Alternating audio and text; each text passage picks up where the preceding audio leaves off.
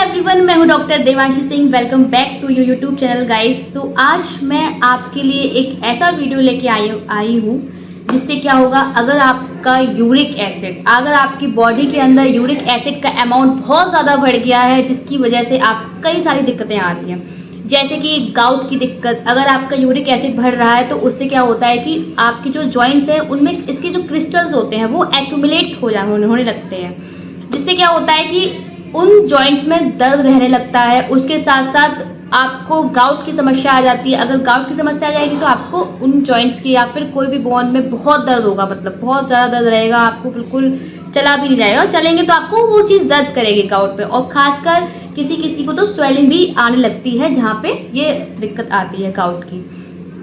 तो गाइज, अब हम बात करते हैं कि आखिर यूरिक एसिड होता क्या है।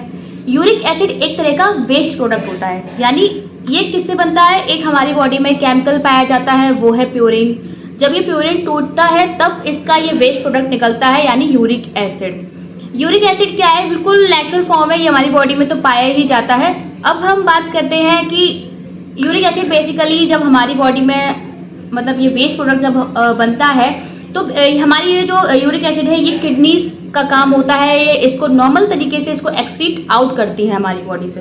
पर कभी कभी क्या होता है कि जब ये यूरिक एसिड का अमाउंट बहुत ज़्यादा बढ़ जाता है तो उससे क्या होता है कि जो किडनीज हैं वो आपके इस यूरिक एसिड को उनका एक लिमिटेशन होता है, वो कितना एक्सक्रीट आउट कर सकती हैं। बट अगर इसका अमाउंट ज़्यादा हो रहा है तो ये अच्छे से एक्सक्रीट आउट नहीं कर पाएंगी, या फिर मैं ये भी कह सकती हूँ कि ये पूरी तरीके से एक्सक्रीट आउट नहीं कर सकती हैं।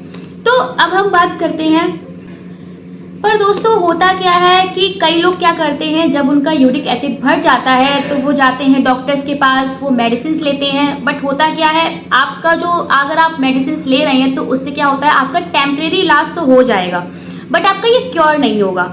आप जब भी दवा खाएंगे तो ये आपका, जब आप चेक कराएंगे तो आपका सब ठीक लगेगा कि हाँ सब कुछ नॉर्मल है। बट अगर आप दवा नहीं लेंगे तो ये आपका जो, ये फिर से आप रिपोर्ट कराएंगे तो ये आपको बढ़ा हुआ ही दिखेगा।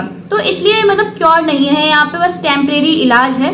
तो आज मैं आपके लिए एक ऐसा नुस्खा लेके आई हूँ जिसको अगर आप ट्राई करेंगे तो मैक्सिमम 10 to 15 डेज में आपको इसका मैजिकल रिजल्ट देखने को मिलेगा। मतलब मैं बहुत बड़ी बात कह रही हूँ गाइस कि आपको इसका रिजल्ट 10 to 15 डेज में देखने को मिलेगा। तो गाइज, अब मैं ये भी आपको बता देती हूँ कि आखिर आपको कौन सी चीज़ें ऐसी ज़्यादा खानी चाहिए जिससे क्या होगा कि आपका जो यूरिक एसिड है वो एक्सक्रीट आउट हो। मतलब होना क्या है, आप जो भी खाना खाएं आप उसमें देख लीजिए ऐसी कुछ चीज़ें खाइए जिसमें पोटेशियम का अमाउंट बहुत भरपूर मात्रा में हो। पोटेशियम क्या करता है कि ये जो है ना, ये आपके जहाँ पे जॉइंट्स पे यूरिक एसिड के क्रिस्टल्स एक्यूमुलेट हो गए हैं तो इसको ये हटाता है पोटेशियम। तो हमें वैसी ही चीज़ें खानी है जिसमें बहुत ज़्यादा अमाउंट में पोटेशियम हमें मिले, जैसे कि संतरा, केला, पपीता, करेला। तो अब बात करते हैं कि आखिर हमें खाना क्या नहीं है, आखिर आपको कौन सी चीज़ें ऐसी हैं जिनका आपको परहेज करना ही पड़ेगा। क्योंकि दोस्तों ऐसा होता है ना, जब आप नुस्खा करेंगे इसके साथ अगर आप थोड़ा बहुत परहेज भी करते चलेंगे तो आपको बेस्ट रिजल्ट देखने को मिलेंगे। मैं गारंटी लेती हूँ, आप आज ही चेक करा लो जाके, आप कल से इसको नुस्खा को लीजिए। आप ऐसा करिए कि आप रिपोर्ट करा के आइए आज, ठीक है ना, आज या कल जब भी आप फ्री हो आप पहले रिपोर्ट कराइए, उसके बाद आप नुस्खा को ट्राई करिए। फिर आप गिनती के 15 डेज ले लीजिए, आप खुद ब खुद इसके मैजिकल रिजल्ट देखेंगे। लेकिन आपको साथ में परहेज भी करना है। तो वो आखिर चीज़ें कौन सी हैं जिसका आपको परहेज करना है, तो वो है छोले, कढ़ी, दालें या राजमा। और इसके साथ साथ आपको अल्कोहल अगर आप लेते हैं, यानी शराब लेते हैं, तो आप इसको बिल्कुल अवॉइड करिए, आपको बिल्कुल नहीं लेना है। और इसके साथ साथ आपको जंक फूड का भी अवॉइड करना है।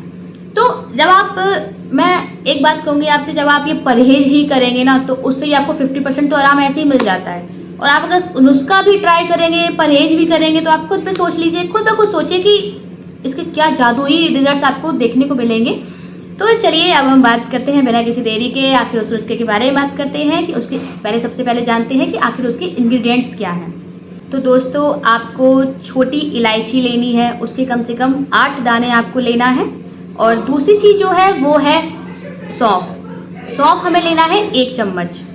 और जो तीसरी चीज़ है वो है सूखा पुदीना। अगर आपको नहीं मिलता है तो आप किसी भी जनरल स्टोर या ग्रॉसरी वाले शॉप पे चले जाइए, तो वहाँ आपको ईजिली अवेलेबल हो जाएगा ये सूखा पुदीना का पाउडर। इसको आपको 1 चम्मच लेना है। अब जो चौथी चीज़ है वो है सॉल्ट, यानी सूखी मतलब अदरक, तो उसको हम सॉल्ट कहते हैं।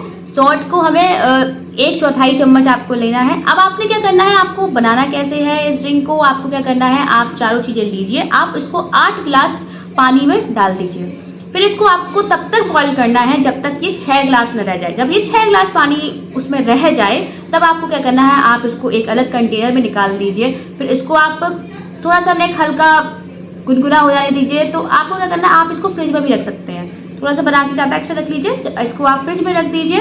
जब भी आप पिए, तो आपको जब भी प्यास लगे, जब भी आपको लग रहा है कि फील हो रहा है कि मुझे अभी प्यास लग रही है, तो आप इसी पानी को पीजिए। आपने क्या करना है, अगर आपने फ्रिज में रखा हुआ है इस पानी को, इस ड्रिंक को अगर आपने फ्रिज में रखा हुआ है, तो आप क्या करना है, जब भी आप पिए तो आप इसको आधे घंटे पहले निकालें फ्रिज से, और आधे घंटे आप जब ये निकाल लेंगे तो हल्का ये नॉर्मल हो जाएगा ये पानी जो ड्रिंक है। तो इसको आपको जब भी प्यास लगे तब भी आप इसको पी लीजिए। तो गाइज ये था आज का नुस्खा। मैं गाइज आपसे क्या ही कहूँ कि जब आप इसको रिपोर्ट कराएंगे ना, जब आप एटलीस्ट 10 डेज, आप इसको मैक्सिमम 10 डेज दीजिए। अगर आप 10 डेज में रिपोर्ट करा के आइए, आप खुद ब खुद इसके रिजल्ट देखेंगे कि आपको इसके मैजिकल रिजल्ट्स देखने को मिलेंगे। तो गाइज आई होप आपने इस वीडियो से काफ़ी कुछ सीखा होगा।